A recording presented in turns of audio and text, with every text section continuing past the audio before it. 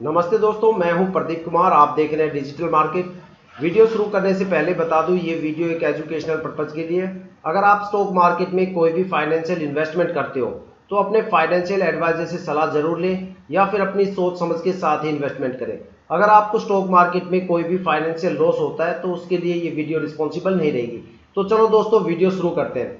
देखो, आज हम बात करने वाले हैं Tata consultancy services limited stock के बारे में। टीसीएस के नाम से ये स्टॉक एनएससी और बीएससी में लिस्टेड है। अगर इसके करंट प्राइस की बात करें तो 4,295 रुपए इस टाइम इसका करंट शेयर प्राइस चल रहा है। साथ में फ्राइडे को यहाँ पे एक हल्का फुल्का सा आपको फ्लक्चुएशन देखने को मिला, ₹1.15 के आसपास। इस टाइम की जो मेरे पास सबसे बड़ी अपडेट है वो ये है कि इस स्टॉक में आपको मंडे से एक जबरदस्त लेवल का अपर सर्किट देखने को मिल सकता है या फिर यहाँ पे जबरदस्त लेवल का पॉजिटिव मोमेंटम आपको देखने को मिलेगा। अब ये स्टॉक रुकने वाला नहीं है, ये स्टॉक यहाँ से ताबड़तोड़ भागने वाला है। इस स्टॉक का जो टारगेट यहाँ पे होने वाला है वो 5,890 के आसपास होने वाला है। ठीक है, 5,700 पे यहाँ पे आप स्टॉप लॉस ले सकते हो। 10 अक्टूबर से पहले पहले ये अपने अपर सर्किट की जो सबसे हायर वैल्यू है उसको अचीव करेगा। ठीक है, देखो मार्केट के अंदर फ्राइडे को एक ऐसा कुछ हुआ कि जिसकी वजह से इस स्टॉक में अब आपको अपर सर्किट देखने को मिलेगा। उसके लिए हम एक नज़र मार्केट के ऊपर डालते हैं। अगर हम फ्राइडे को सेंसेक्स की बात करें तो सेंसेक्स में एक जबरदस्त यहाँ पे उछाल देखने को मिला। पूरे इंडियन स्टॉक मार्केट में जबरदस्त उछाल देखने को मिला। सेंसेक्स ने 1350 पॉइंट की ग्रोथ के साथ मार्केट की क्लोजिंग दी। साथ में 86,000, ठीक है, 84,696, मतलब 84,696 की जो सबसे हायर वैल्यू है वो सेंसेक्स ने टच की। सेंसेक्स ने इंडियन स्टॉक मार्केट में एक कीर्तिमान रिकॉर्ड बना दिया। ठीक है, अब तक सेंसेक्स ने अपनी लाइफ टाइम की जो सबसे हायर वैल्यू है उसको टच किया है, जो है 84,696 के आसपास। ठीक है, आप इंडियन स्टॉक मार्केट में कोई भी पुराने 10 साल के रिकॉर्ड उठा के देख लो, 15 साल के पुराने रिकॉर्ड उठा के देख लो। जब जब सेंसेक्स ने अपने पुराने रिकॉर्ड तोड़े हैं और नए रिकॉर्ड को टच किया है, क्योंकि हर साल सेंसेक्स अपना नया रिकॉर्ड टच करता है और पुराने रिकॉर्ड को तोड़ता है। ठीक है, जब जब सेंसेक्स ने अपने कोई भी पुराने रिकॉर्ड को तोड़ के नया रिकॉर्ड बनाया है तो इंडियन स्टॉक मार्केट में कम से कम 80-90% स्टॉक के अंदर अपर सर्किट आपको देखने को मिलता ही मिलता है, और वो बिल्कुल देखने को मिलेंगे। तो इसी वजह से मंडे से आपको मार्केट के अंदर एक अलग रुख देखने को मिलेगा। मार्केट एक अलग ही तरीके से आपको मूवमेंट करती हुई नजर आएगी। आपको कम से कम 80% स्टॉक्स में अपर सर्किट देखने को मिलेगा। फ्राइडे को अगर बात करें तो 25% स्टॉक्स के अंदर अपर सर्किट लग गया। साथ में 15-20% स्टॉक ऐसे भी थे जिनके अंदर अपर सर्किट लगते लगते रह गया।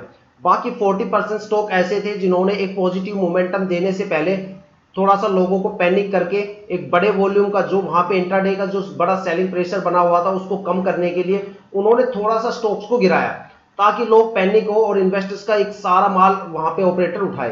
ठीक है, तो इस तरीके से फ्राइडे का मोमेंटम रहा। देखो, हालांकि अगर इस टीसीएस स्टॉक की बात करें, अगर इसके 5 डे के चार्ट की बात करें, पिछले हफ्ते की बात करें, तो स्टॉक में कम से कम 221 रुपए 40 पैसे की जबरदस्त गिरावट थी। इसके पीछे का जो सबसे बड़ा रीजन है वो मैं आपको बताता हूं। एफआईआई ने पिछले हफ्ते एक बड़ा मतलब सोल्ड आउट किया है।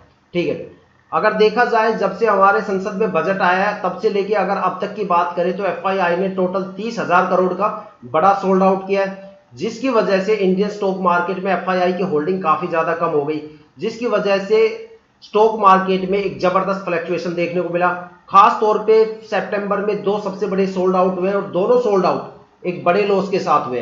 तो एफआईआई ने पिछले हफ्ते एक जबरदस्त यहाँ पे सोल्ड आउट किया, जिसकी वजह से मार्केट तितर बितर हो गई और यहाँ पे एक अच्छा खासा फ्लक्चुएशन देखने को मिला। इसी वजह से यहाँ पे 221.40 की जबरदस्त यहाँ पे गिरावट देखने को मिली।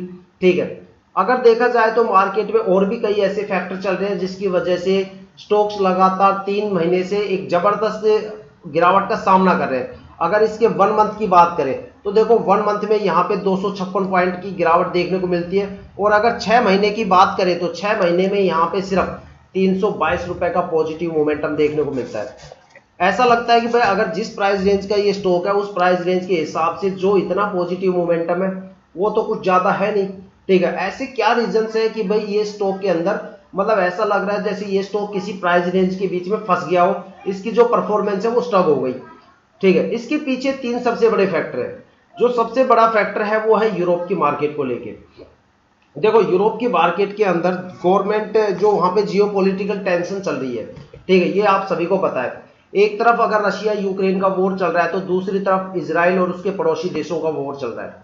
ठीक है, वहां पे जितनी भी कंट्री है, यूरोप के अंदर जितनी भी कंट्री है, वो डायरेक्ट या इनडायरेक्ट रूप से उस वॉर के अंदर इन्वॉल्व है। ठीक है, जिसकी वजह से उनकी जो इकोनॉमी है उसके ऊपर एक जबरदस्त इंपैक्ट पड़ा है। कहीं पे उनके बैंक में क्राइसिस आ रहे हैं तो कहीं पे जॉब रिसेशन की वजह से मार्केट में लगातार फ्लक्चुएशन चल रहे हैं। उनका जो मार्केट है वो प्रॉपर स्टेबल नहीं हो पा रहा। खासतौर पे अगर बात करें एनवाईएससी की, न्यूयॉर्क स्टॉक एक्सचेंज, तो वहां पे सबसे ज्यादा फ्लक्चुएशन हुए हैं, साथ में वहां दो सबसे बड़े क्रैश भी हुए हैं। ठीक है, देखो एनवाईएससी दुनिया का सबसे मजबूत स्टॉक एक्सचेंज माना जाता है क्योंकि माइक्रोसॉफ्ट और गूगल जैसी बड़ी बड़ी कंपनियां वहां से ऑपरेट होती है। ठीक है, अगर एनवाईएससी 100 पॉइंट भी गिर जाता है तो वो काफी होता है पूरे एशियन स्टॉक मार्केट में एक जबरदस्त लेवल का फ्लक्चुएशन देने के लिए, पूरे इंडियन स्टॉक मार्केट को हिलाने के लिए। लेकिन यहाँ पे तो दो सबसे बड़े क्रैश हुए। सबसे पहला जो क्रैश हुआ वो 5 अगस्त को हुआ, जहां पे एनवाईएससी के अंदर कम से कम 1000 पॉइंट की गिरावट देखने को मिली। डॉ जोन्स के अंदर कम से कम 1500 पॉइंट की गिरावट देखने को मिली। डॉ जोन्स एक इंडस्ट्रीज एवरेज इंडिसेज है जो यूरोप की एवरेज जो इंडस्ट्रीज होती है उसकी एवरेज इंडिसेज को शो करता है। दोनों के अंदर एक अच्छी खासी जबरदस्त गिरावट हुई, जिसका नतीजा ये हुआ कि एशियन स्टॉक मार्केट के जो बड़े बड़े स्टॉक एक्सचेंज थे, निक्की, या जापान का जो स्टॉक एक्सचेंज है निक्की, चाइना का जो स्टॉक एक्सचेंज है संघाई, उसके अंदर जबरदस्त गिरावट देखने को मिली। साथ में इंडियन स्टॉक मार्केट में भी जबरदस्त गिरावट हुई और सेंसेक्स 3500 पॉइंट की जबरदस्त गिरावट के साथ बंद हुआ। इतना बड़ा एक दिन के अंदर गिरावट, जिसको वो नाम दिया गया कि भाई इंडियन स्टॉक मार्केट क्रैश हो गया। ठीक है, सोचो जब वहां पे 1000 पॉइंट की गिरावट हुई तो यहाँ पे सेंसेक्स 3500 पॉइंट गिर गया। जैसे तैसे करके मार्केट ने अपने आप को 15 अगस्त के बाद रिकवर करना शुरू किया तो 3 सितंबर के आसपास फिर से वहां पे क्रैश आ गया। वहां का जो सिलिकॉन वैली बैंक था उसके अंदर एक क्रैश आया, जिसकी वजह से सीधा सीधा इंपैक्ट एनवाईएससी को झेलना पड़ा और वहां पे एनवाईएससी के अंदर 650 पॉइंट की भारी भरकम फिर से गिरावट हो गई। नतीजा ये था कि इस बार इंडियन स्टॉक मार्केट के अंदर इतना कुछ फ्लक्चुएट नहीं हुआ, लेकिन फिर भी सेंसेक्स 1500 पॉइंट गिर गया। ठीक है, जैसे तैसे करके मार्केट ने अपने आप को फिर से रिकवर करने की कोशिश की तो वहां पे एफआईआई ने एक बड़े लेवल पे फिर से बिकवाली कर दी। ठीक है, तो दो यहाँ पे सबसे बड़े फैक्टर कंटिन्यू चल रहे थे। एक तो एफआईआई का यहाँ पे कंटिन्यू फ्लो चल रहा था, दूसरा यूरोप के मार्केट को लेके, और एक तीसरा जो सबसे बड़ा फैक्टर है वो इंडियन स्टॉक मार्केट का है, जो मार्केट के स्टार्टिंग से ही 2024 में चल ही रहा है। ठीक है, अगर देखा जाए तो मई से वो फैक्टर यहाँ पे काम कर रहा है। वो जो फैक्टर है वो है लिक्विडिटी का। देखो जो लीप ईयर है ना, वो इंडियन स्टॉक मार्केट के लिए सबसे ज्यादा खास होता है, क्योंकि लीप ईयर के अंदर इंडियन स्टॉक मार्केट में लिक्विडिटी को कंट्रोल किया जाता है। अब लिक्विडिटी क्या होती है वो मैं आपको बताता हूं। आप उसे वोलेटिलिटी भी बोल सकते हो, महंगाई दर भी बोल सकते हो, या आप उसे लिक्विडिटी भी बोल सकते हो। तीनों एक ही चीज है घुमा फिरा के। जिन स्टॉक्स के अंदर सबसे ज्यादा परफॉर्मेंस, जिन स्टॉक्स ने पिछले 3 साल में जबरदस्त परफॉर्मेंस दी है, वो लीप ईयर तक आते आते लिक्विडिटी का शिकार हो गए और उन्होंने एक बड़े लेवल पे लिक्विडिटी मार्केट में बना दी। देखो इंडियन स्टॉक मार्केट में जो लीप ईयर है ना, उसी में लिक्विडिटी को कंट्रोल किया जाता है। अगर वर्ल्ड के अलग अलग स्टॉक एक्सचेंज की बात की जाए तो उनका जो लिक्विडिटी हैंडल करने का टाइम है वो सबका अलग अलग है। कोई 1 साल बाद करता है, कोई 2 साल बाद, कोई 5 साल बाद, लेकिन Indian stock market leap year में ही लिक्विडिटी को कंट्रोल करता है। ठीक है, तो जिन स्टॉक में सबसे ज्यादा लिक्विडिटी है वो सबसे कम परफॉर्मेंस करेंगे, या फिर वो एक प्राइस रेंज में फंस जाते हैं। और जिन स्टॉक के अंदर लिक्विडिटी कम से जितनी कम होगी वो पॉजिटिव मोमेंटम के साथ मार्केट से निकल जाते हैं, और जिन स्टॉक के अंदर लिक्विडिटी ना के बराबर है वो वहां से मल्टी बैगर बन के निकल जाते हैं। ठीक है, तो ये सबसे बड़ा कंसर्न चल रहा था इंडियन स्टॉक मार्केट के अंदर लिक्विडिटी को लेके। देखो कुछ बंदे सोचते हैं कि फंडामेंटल और जो क्वार्टरली रिजल्ट होते हैं ना, उनके बेस पे स्टॉक चलता है। देखो स्टॉक कभी भी फंडामेंटल और क्वार्टरली रिजल्ट के बेस पे नहीं चलता। क्वार्टरली रिजल्ट और फंडामेंटल तो सिर्फ कंपनी को चलाते हैं, स्टॉक को नहीं चलाते। बस वो हमें ये चीज को आइडेंटिफाई करने में हेल्प देता है कि जिस स्टॉक पे हम पे पैसा लगा रखा है वो स्टॉक एक ट्रस्टवर्दी स्टॉक है। ठीक है, इससे ज्यादा कुछ नहीं। दूसरी सबसे बड़ी चीज कि जैसे मान लो गाड़ी चलाने के लिए हमें पेट्रोल, डीजल या सीएनजी जैसे फ्यूल की जरूरत होती है, वैसे ही स्टॉक को चलाने के लिए हमें लिक्विडिटी की जरूरत होती है, क्योंकि लिक्विडिटी वो ईंधन है, लिक्विडिटी वो फ्यूल है जो स्टॉक को चलाता है।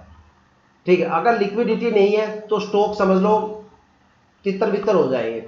अगर किसी स्टॉक के अंदर लिक्विडिटी सबसे ज्यादा है तो चाहे आप वहां पे एमआरएफ के फंडामेंटल डाल दो, उस स्टॉक को दुनिया में गिरने से कोई नहीं रोक सकता।